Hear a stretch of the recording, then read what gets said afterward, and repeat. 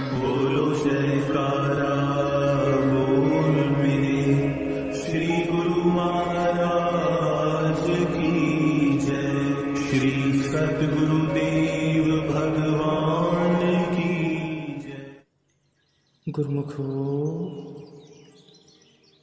जहाँ दया तहाँ धर्म है, जहाँ लोभ तहाँ पाप, जहाँ क्रोध तहाँ काल है, जहाँ क्षमा तहाँ आप। सत्पुरुषों ने पाप का मूल लोभ को ही बताया है। लोभ के अधीन होकर बड़े बड़े विद्वान ज्ञानहीन हो जाते हैं। मनुष्य यह नहीं सोचता कि जिस लोभ में फंसकर वह अपने पतन के कार्य करता है, क्या मरते समय यह धन उसके साथ जाएगा? कदापि नहीं। माया के समान धन दौलत अंत में बिछुड़ जाने वाले हैं। तो फिर धन के लोभ में पकड़कर पाप कर्म करने से मनुष्य को क्या लाभ? लोभ ऐसा प्रचंड शत्रु है कि जिसके हृदय में प्रवेश कर जाए तो फिर उस प्राणी की बुद्धि मलिन हो जाती है,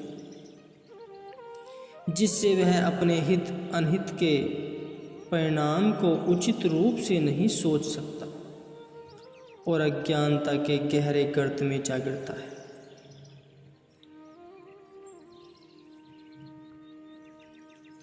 इस पर एक दृष्टांत हम आपको सुनाने जा रहे हैं कि एक पंडित किस प्रकार लोभ के अधीन होकर तुच्छ कर्म करने को तैयार हो गया। गुरुमुखो, एक समय की बात है कि कोई एक पंडित काशी विश्वविद्यालय से वेदांगों की विद्या प्राप्त करके 12 वर्ष उपरांत अपने नगर में पहुंचा। एक दिन मार्ग में एक अनपढ़ व्यक्ति से उसकी भेंट हुई। उसने कहा, पंडित जी, आप बड़े विद्वान मालूम होते हैं। मेरे एक प्रश्न का उत्तर दो कि पाप का मूल कारण क्या है। उसके यह प्रश्न करने पर पंडित जी विचार करने लगे कि पाप को तो मैं जानता हूँ, लेकिन पाप के उद्गम स्थान को मैं नहीं जानता। दिल में लज्जित हुए कि विद्या अध्ययन के उपरांत एक अशिक्षित व्यक्ति के द्वारा किए गए इस पहले ही प्रश्न का उत्तर मुझसे न बन पाया। कुछ देर सोचने के पश्चात उससे कहा कि तुम मेरे साथ घर चलो, मैं तुम्हें सोचकर उत्तर दूंगा। घर आकर पंडित जी सब ग्रंथों को खोलकर बैठ गए और लगे उस प्रश्न का उत्तर खोजने। अत्यंत परिश्रम करने के बाद भी उन्हें सफलता न मिली, जिससे वह उदासीन हो गए तथा वह व्यक्ति भी वहाँ से निराश होकर चला गया। उसी समय से पंडित जी इस प्रश्न के उत्तर पाने की खोज में लगे रहे। एक दिन पंडित जी अपने गांव से किसी दूसरे गांव में चले गए, क्योंकि उनके हृदय में पाप के मूल की समस्या की खोज का विचार रहता था, जिससे वे सदा निराश व उदासीन से बने रहते थे। उस गांव में मार्ग चलते चलते उनकी एक हरिजन से भेंट हुई। यह हरिजन सत्संगी विचारों का था। सत्संगी सज्जन होने के साथ साथ यह एक अच्छा व्यक्ति था। दोनों की परस्पर भेंट होने पर वार्तालाप के बीच में उसने पंडित जी से पूछा, महाराज आप उदास से क्यों दिखाई दे रहे हैं? पहले तो पंडित जी इधर उधर टालते रहे, परंतु हरिजन ने जब पुनः आग्रह किया, कदाचित मैं आपकी कुछ सहायता कर सकूं। यदि आपको बताने में कुछ आपत्ति ऐतराज ना हो तो मुझे बता दीजिए। हरिजन के एक दो बार पूछने पर पंडित जी ने अपना प्रश्न और उत्तर पाने की समस्या उसे बताई। तब हरिजन बोला, पंडित जी इसका उत्तर तो बहुत ही सरल है, लेकिन कुछ दिन आपको मेरे साथ यहाँ ठहरना होगा। मैं आपके रहने के लिए अलग मकान की व्यवस्था कर दूंगा, जिसमें गंगा जल छिड़कवाकर उसे पवित्र करवा दूंगा। विश्राम के लिए स्वच्छ आसन और भोजन के लिए सीधा वगैरह भी आपको पहुंचा दिया जाएगा। पंडित जी को अपने प्रश्न का उत्तर पाने के लिए तीव्र लालसा तो थी ही, अतः उन्होंने हरिजन के प्रस्ताव को स्वीकार कर लिया और उसके साथ चल दिए। हरिजन ने पंडित जी के लिए सब सुख सुविधाएं जुटा दी। पंडित जी वहीं रहने लगे और अपने हाथ से ही भोजन आदि बनाने लगे। हरिजन दोनों समय पंडित जी के पास आता और कहता, महाराज आपको यहाँ भोजन बनाने में कष्ट प्रतीत होता होगा। यदि आप स्वीकार करें तो मैं पवित्र होकर आपके लिए भोजन बना दिया करूँगा। यह सुन पंडित जी ने कहा, नहीं भाई, तुम्हारे द्वारा बनाया गया भोजन ग्रहण करने से मेरा धर्म भ्रष्ट होता है, मैं ऐसा न करूँगा। इस प्रकार नित्य प्रति 2-3 दिन हरिजन पंडित जी के पास आता और उनसे कहता कि मेरी ये इच्छा है कि मैं आपको भोजन बना कर दिया करूं। परंतु पंडित जी ने उसकी इस बात को तब तक स्वीकार न किया जब तक कि हरिजन ने उनके सामने धन देने का प्रस्ताव नहीं रखा।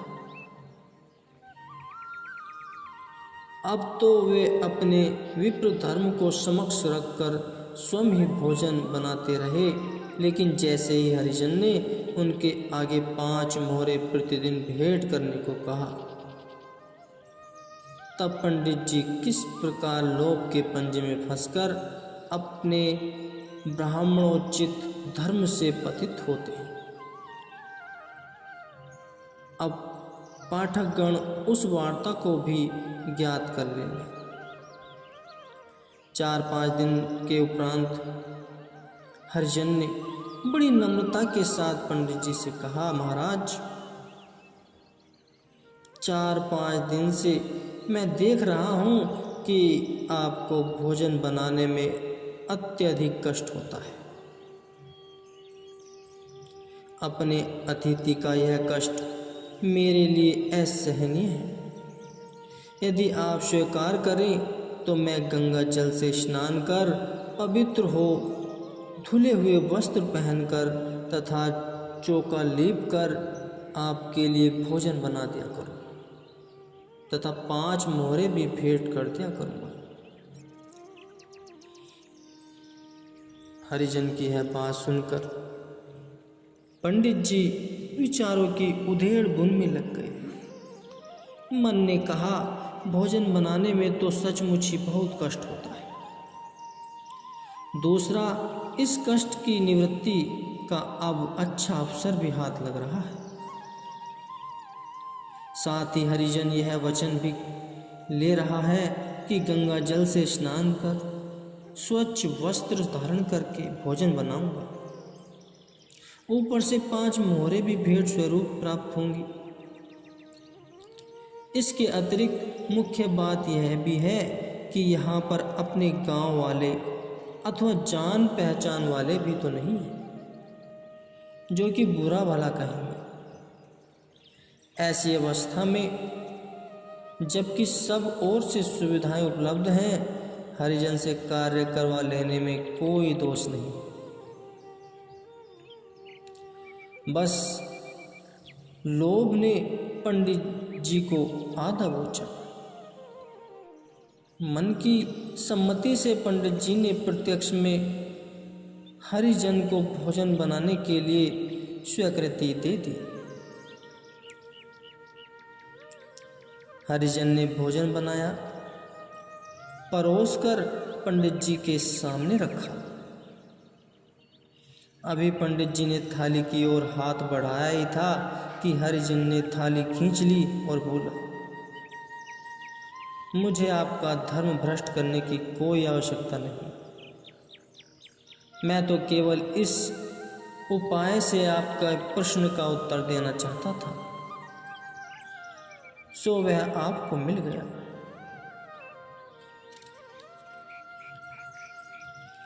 एक तो थाली के खींचे जाने से दूसरा हरिजन की बात नहीं, आपको प्रश्न का उत्तर मिल गया है। पंडित जी को आश्चर्य में डाल दिया। उन्होंने पूछा, मेरे प्रश्न का उत्तर कैसे मिल गया? तब वह कहने लगा, महाराज, आपने जिस बात से ब्राह्मणोचित कर्म करने का परित्याग कर मेरे हाथों का बना भोजन स्वीकार किया है, वह है केवल नित्य प्रति मोहरों के मिलने का ही लालच। यही प्रत्यक्ष लोभ का स्वरूप है और इसी लोभ से ही पाप की उत्पत्ति होती है। पंडित जी हरिजन की बुद्धिमत्ता को देखकर आश्चर्यचकित हो गए तथा अपनी इस कृति पर लज्जित हो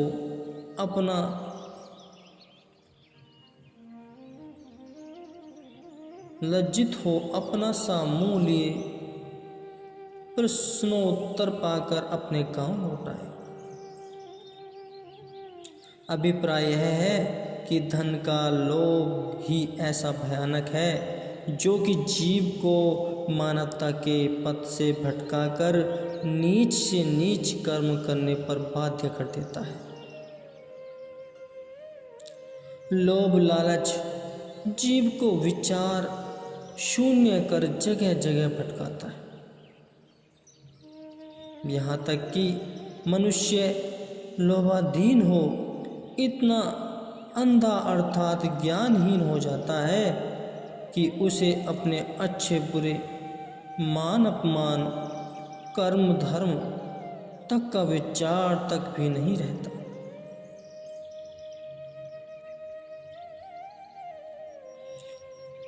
इन पंक्तियों से स्पष्ट होता है, ज्ञानी तापस सूर कवि कोविद गुर आगार के ही के लोभ विवंडना कीन न यही संसार। अर्थात इस संसार में ऐसा ज्ञानी तपस्वी शूरवीर कवि पंडित जो कि गुणों की खान होते हैं, उन सब में ऐसा कौन व्यक्ति है कि जिसकी लोभ ने विडंबना न की हो। अर्थात उन सब को भी इस जगत में लोभ अपने वशीभूत कर लेता है और अपने जाल में फंसाकर कहीं का नहीं छोड़ता। यदि कोई बच पाया है तो केवल समय के पूर्ण संत सद्गुरु का सच्चा सेवक बनकर। अतएव प्रत्येक जीव को चाहिए कि वह समय के संत महापुरुषों की शरण ग्रहण करे। वे ही जीव को काम क्रोध लोभ से बचाने में समर्थ होते हैं तथा इनसे बचने का सदुपदेश देकर जिज्ञासु को कल्याणकारी पथ पर अग्रसर करते हैं। अन्य कोई साधन नहीं। इन सत्रों से बचकर अपने रूहानी पथ पर चलने का। विपरीत इसके यदि कोई चाहे कि मैं पुस्तकीय विद्या के बल से ही इन 5 सत्रों पर विजय पा सकूंगा, ऐसा विचारना उसकी नितांत भूल है और यह अति असंभव कार्य है।